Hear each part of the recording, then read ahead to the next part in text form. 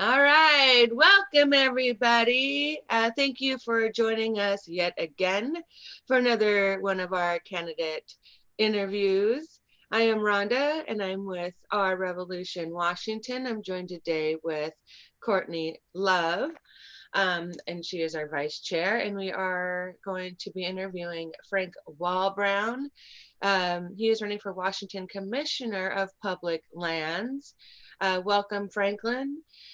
Could you please just quickly go into the position you are running for? Kind of describe your race. I do understand it is a statewide race, so I'm not going to have you go too much into your district since it's the whole state like we do normally.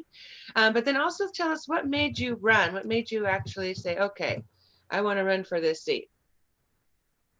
Well, thank you for having me, Frank Wallbrown. I would I like to think of myself as the real progressive Democratic candidate for the Washington Commissioner of Public Lands position. Um, the job is overseeing the public lands, all of the public lands within, and the waterways within the state of Washington. So if there's a derelict vessel on the water, you're the one that has to communicate with that person and try to see how you want to deal with that situation. If there's a forest fire, you're the one that has to make sure you have enough people and resources to put the fire out, and you hopefully are trying to prevent fire. The water quality in the state, you know, um, how to get people to come to the parks in Washington, if there are any proposed updates to any of the parks, like should we put more campgrounds in? It's a lot of work for the Commissioner of Public Lands, but it has more to do with the resources, the land, the water, and you do have to work with the native people.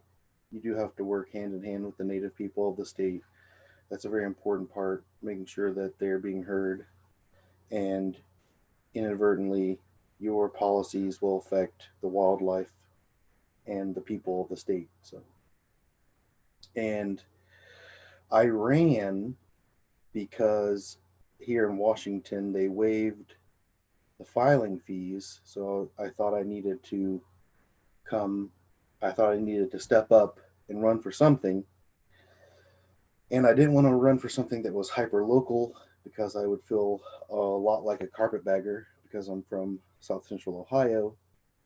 But I felt like if I ran for something bigger, like on a state level, that it would be less of an issue.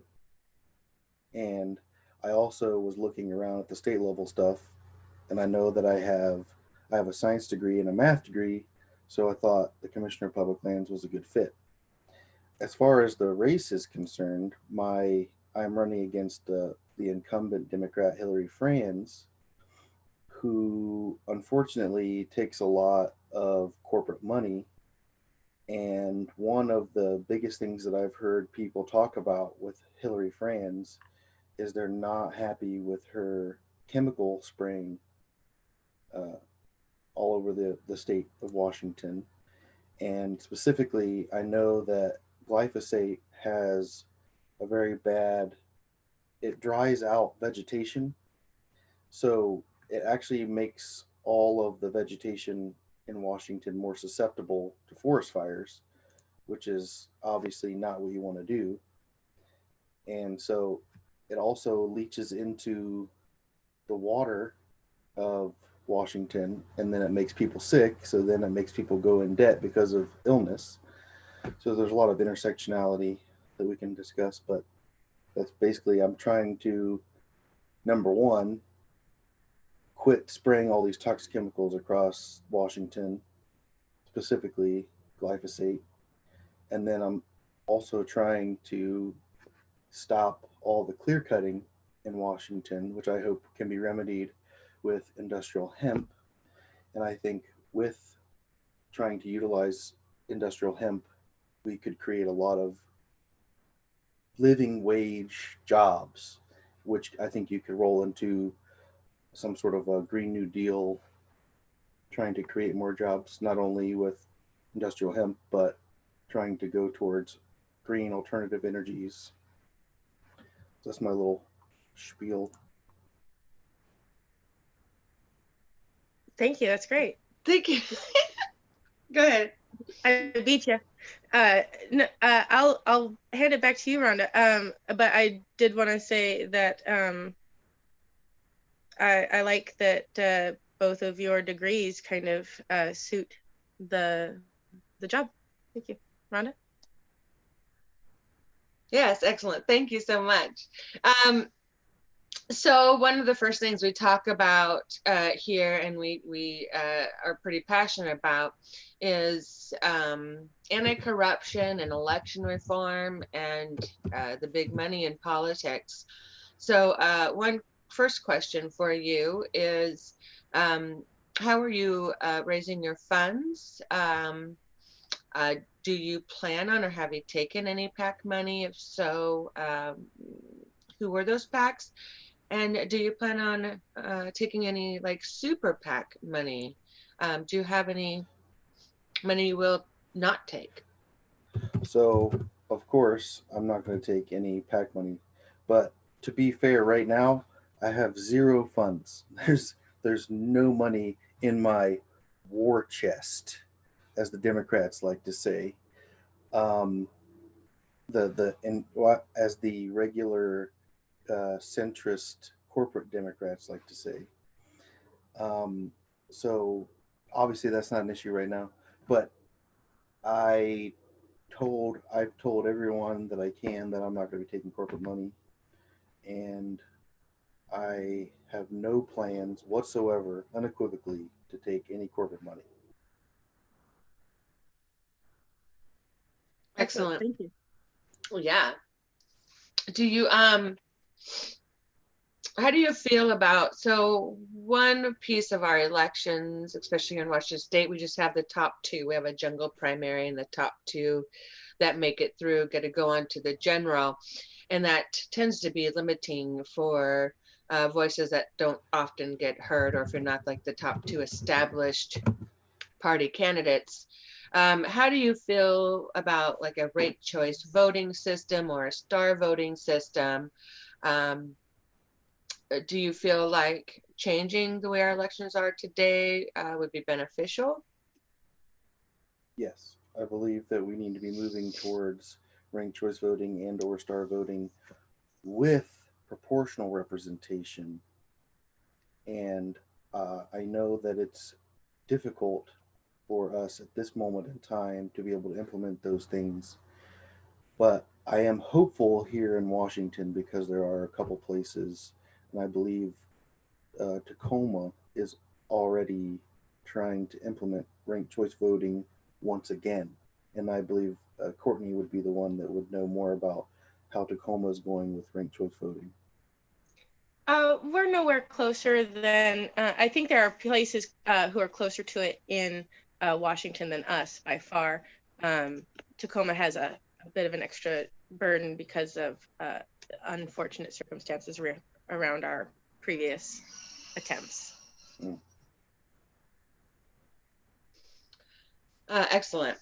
I think that's about it for the anti-corruption election reform piece, although there's a lot more in-depth things. I'll let you like come up with a few things. What are some of your top priorities or things that you think that should be changed in our democracy to make it more favorable for everybody? Well, and I obviously the Commissioner of Public Lands doesn't have much say on anti-corruption other than maybe saying that I won't take corporate money or that I can work to make sure that corporate money isn't somehow being influenced in the DNR or public lands. Um, like I could maybe say that corporations have no say on what goes on in public lands, like they can't come in and log it. or they can't come into public lands and utilize the water. But I think that anti-corruption is the number one thing, getting corporate influence out of our lives in general, whether it is our election system, whether it's our private lives with Facebook or Google or Amazon, trying to get corporations out of our lives is the biggest thing, I think. Making it so that our voting system is more democratic, like with ranked choice or star, and with proportional representation instead of just having this two-party binary duopoly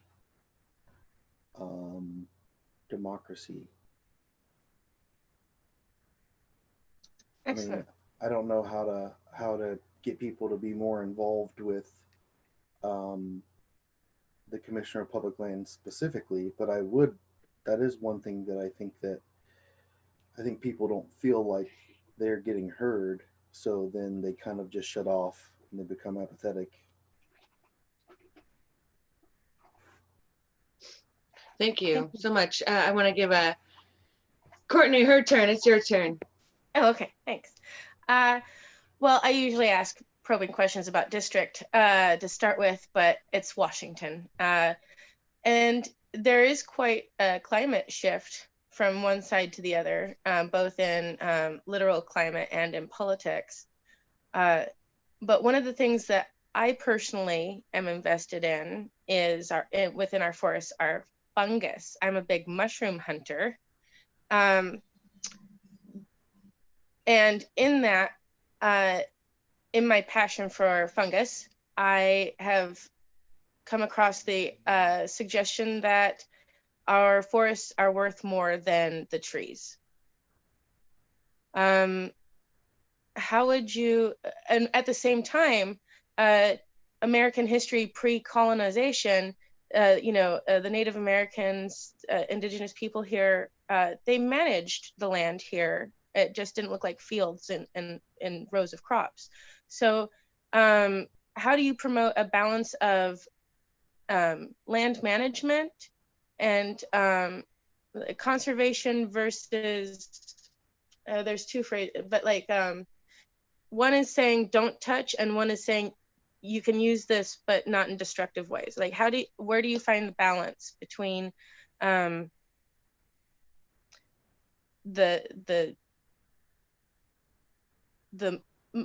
it generates monies how we use our land. How do you find the balance between maintaining economic benefit and protective rules?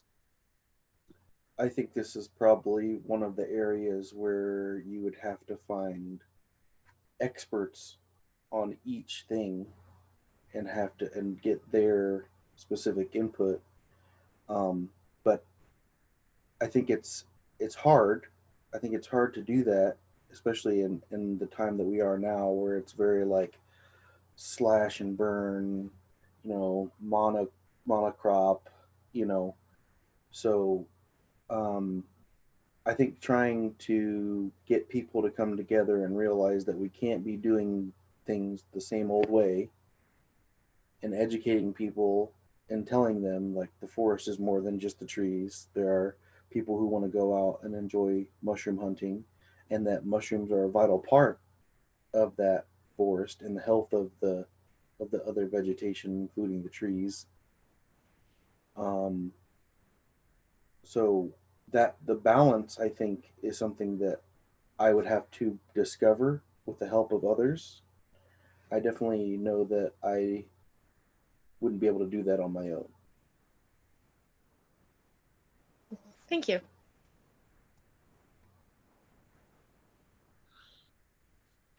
Me now? Okay. Yeah. So to be honest with you, I was actually sending something and 100% pay attention in there, but you guys just talk about fires here in Washington State at all? I don't think I heard a whole lot about it. Franklin touched on it, and it does impact mushroom hunting because there is a form of mushroom that likes to come in after a burn, and I feel like there's creative, things about. I would love a map of where the burns were. Thank you. Yeah, the last few years we've had, increase in our fires here, of course, like a lot of places, climate change, and there's, a lot of it's due to not getting the forests cleaned out and things like that. What are some of the policies or things you can put into place to help ensure that we don't have these sporadic fires like we have been? Well, I know. Oh man, Stella. That's all right. Animals and kids are welcome in our movement. I know that glyphosate is a big problem, and it's a new problem.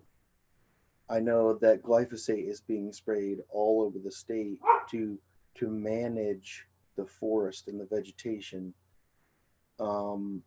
And I know that it has a drying out effect on vegetation, which is making the forest fire situation worse. So that's a big, I mean, preserving life in all forms, I think should be the number one thing for me. So if I can say, hey, stop spraying glyphosate, we can save, however many people died from forest fires, last year, we could save, try to save that many people. But I also think that doing smaller controlled burns could be very helpful in managing these larger fires. And then also you be creating, because forest fires happen naturally. That is something that naturally happens. So I think I don't know if it's hubris on the part of humans to think that we can control nature, but I know that you can't just sit back and say, I'm going to prevent all of the fires that ever happen, because that's not going to happen. So I think if we could try to work more with nature and say, we're going to start some more controlled, smaller burns, and then you can create that new ecosystem for those living organisms that like that burnt ground, like those mushrooms. Then you're working with nature instead of against nature.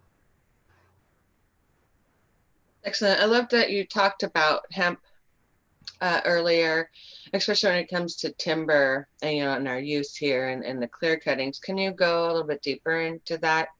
Thoughts about how hemp could change our economy here in Washington State? Well, I definitely know that until they made cannabis illegal here in the United States, hemp was used for almost everything. They were making car door panels and, concrete mixed with hemp, and, there's so many things you can make with hemp. And I know that there are a lot of family farms, there's a lot of flat land that isn't being utilized here in the state that we could use for hemp, which is a viable crop here in Washington, um, in some places more than others. But so you have all the ability to be able to create all these things with hemp instead of with trees, paper products, hempcrete, you know, plastics. You can even make plastics, So, but just having that ability, but then you're going to be creating more jobs with that. And then if you're not using trees for that, then you don't have to clear cut. So then you're not ruining the ecosystem. And then also logging is one of the most dangerous jobs that there is on the planet. Fishing and logging and electrical work. I don't know. There's a lot of dangerous, but that's a dangerous job that not very many people need to have.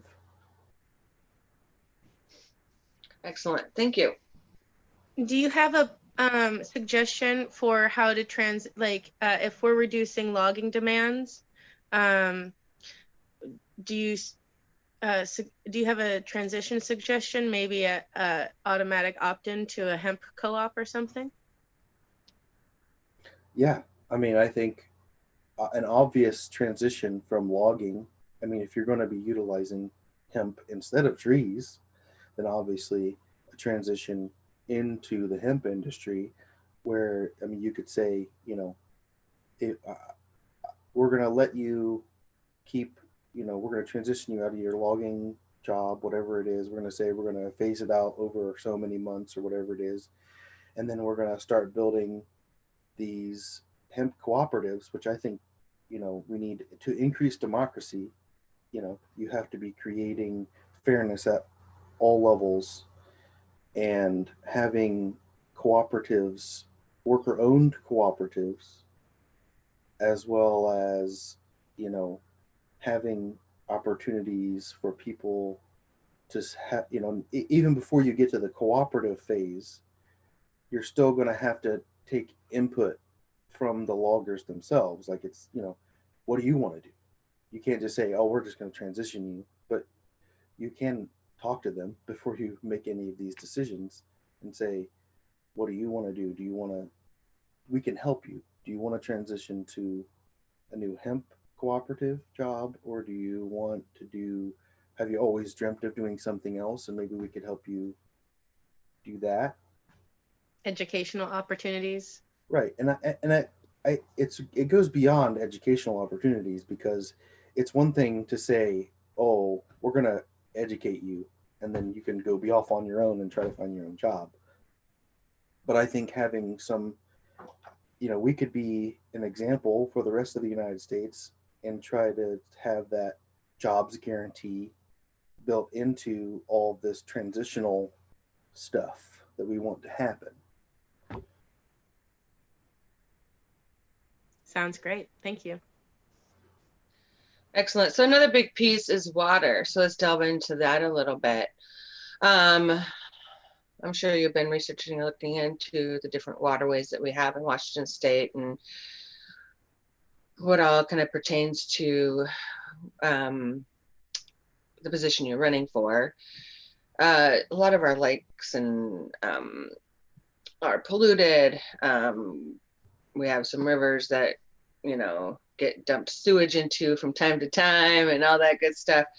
What are some thoughts about trying to clean up the waters that we do have? I'm like here in our district, I'm in LD 19, but Cowlitz County, we have Lake Sacagawea. It's just, there it'd be beautiful if people could get in it, but you can't. And there's a lot of places like that where it's just a little bit too toxic for people to enjoy and or really get any good clean drinking water out of eventually. So what are some thoughts on being able to restore some of these places around Washington State? And again, I think one of the biggest problems that we have is the toxic spraying of chemicals all across the state. But as far as sewage is concerned,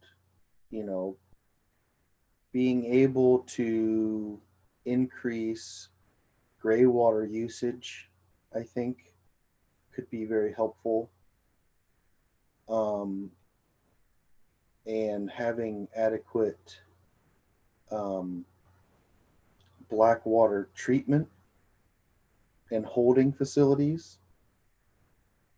But, that's definitely not an area of expertise of mine, but, I would need help with that.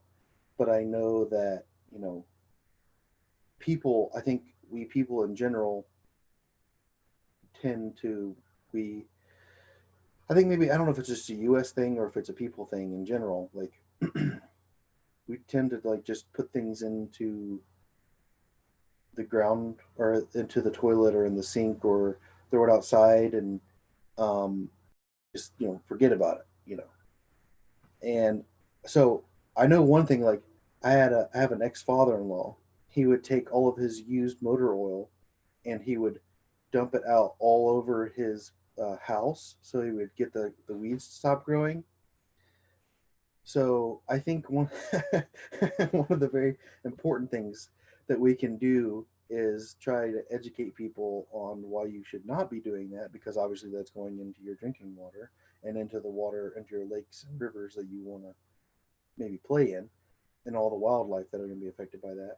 But so increase education, but also making it easier for people to recycle.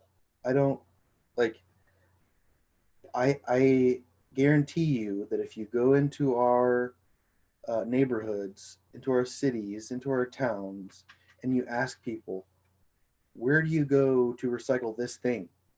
And people are like, most people probably don't know, you know. And so just being able to increase education and making it easier for people to recycle the things that they need to recycle, I think is very important when it comes to cleaning up our waterway, our waters in general. Excellent. What do you think about, or how do you feel about like the Nestle's coming into our communities, and siphoning off our water supply just to charge us for it at a much higher price later? It's bullshit. Good Oh, answer. okay. Courtney? Yeah. Well, I was gonna we were talking about waterways, and I wanted to be sure to share. I feel like you might know, but myco is I think the Latin for like it's the scientific word for mushroom science, fungus. So Mycology. myco, yeah, mycology, myco remediation, and that we have like the leading global voice on the subject here in Washington, Paul Stamets. Um, and I do think that there is a magnificent opportunity for a number of, um, I don't, do you hear beeping? Yeah, I think it's me actually. Okay. So, but an excellent opportunity to work together with the goal of cleaning the environment, like with the Department of Agriculture, helping farmers move towards holistic um, farming practices, um, using mycoremediation to prevent the runoff from farms going into the waterways, like having a mycoremedial barrier. There's so many lovely options, and I think that this position um, gives you footing to um, advocate for interdepartment goals of cleaning up the things within their purview. Yes, I'm very excited to be able to try to utilize mycoremediation in all of its wonderful forms here in Washington.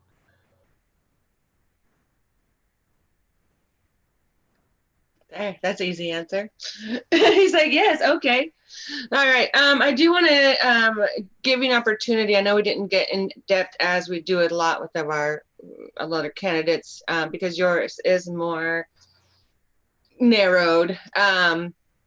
But I do want to thank you for your time. You did help us understand where you're coming from. I do want to give you the opportunity, though, to talk about anything that you may want voters to know about that we may have not discussed that you really want to get out there. And then also make sure you let them know where to find you and how they can. So I definitely think that having a permaculture sort of mindset when it comes to our state and our country in general, and having sort of an eco restorative mindset on our land is going to be beneficial for us. And I don't feel like Hillary Franz or any of the other candidates really have that. I mean, even if they've even heard of it, I don't even think they are thinking of it as something that they should be doing. So there's that. But also, you know, I think that trying, I know that one of the places that the homeless population in the state has been trying to find as like a refuge is boats. And I think trying to update our boating laws and making it friendlier and safer for people to be a liveaboard is something that I don't think gets enough attention. And you can find me on various social media platforms. Um, on Twitter, I'm at Vote F Wallbrown, and on Facebook, it's Vote Frank Naturally. And then my website is votefranknaturally.com. I don't have an Instagram. I did try to set up a Mastodon. I think I did set it up, but there's nothing on there. Um, and I know that it doesn't really help me much, but I mean, as far as like with the neoliberal individuals, but I am for Medicare for all. I think it's intersectional. I am for a Green New Deal in whatever a good incarnation, a fair, just incarnation of the Green New Deal. You know, um, trying to find housing for the houseless. I think um, the Commissioner of Public Lands could have a hand in helping find homes for the homeless. Um, and that's all I can think of at the moment, unless you've thought of something else. Excellent. I did actually. We've as a part of a mushroom group online, members of our group who are people of color have mentioned, and friends of mine, just as campers or hikers, have mentioned, as people of color, that there is. They feel racism in natural spaces, and then also kind of the stereotype that has been changing, but like my I've been told by friends, like, Black people don't count, they don't camp, not count, they don't camp. So and so do you have any ideas or thoughts on how to make our public lands more friendly to a more diverse community, to diversify the outdoors space? So obviously, I'm not a person of color, and so that would be something that I would have to reach out and get help with. Um, Obviously, trying to educate myself on the thing is good, and I've heard that too from individuals as well about that colored. I've heard it and more like Black people don't camp, or like Hispanics don't camp, or I've heard it in different invocations. But yeah, that would be something that I would have to reach out for. And I also think that um, I it if I were to get this position, I think it is part of my job to try to find a person of color and or female to take the position from me. I think that should be a part of my job, is to step back and make space for others, people of color and or women, to take. And I know that Hillary Franz is a woman, but she's a neoliberal. You know, she likes to talk a good talk, but then she doesn't walk the walk. And so I think it is my job, if I were to get this position as a progressive, to go out and find someone or other individuals that are progressive, that are people of color and or female, and to get them to run for this office, which I don't think, I don't think this is a position that many people even think about, much less, try to run for. Everybody's running for governor, but there aren't very many people running for the Commissioner of Public Lands. And how many of those are people of color or female, right? I think there's only 2 females, and there's no people of color running. So I see that as a problem. Thank you for addressing that. And there does come some economic privilege to go camp. So there's economic disparity that influences that, but then also for the people I know who do make it out to the woods, they feel that that there is racism presence in the public land. So thank you for addressing that, and uh, and that your long-term goals are to be replaced.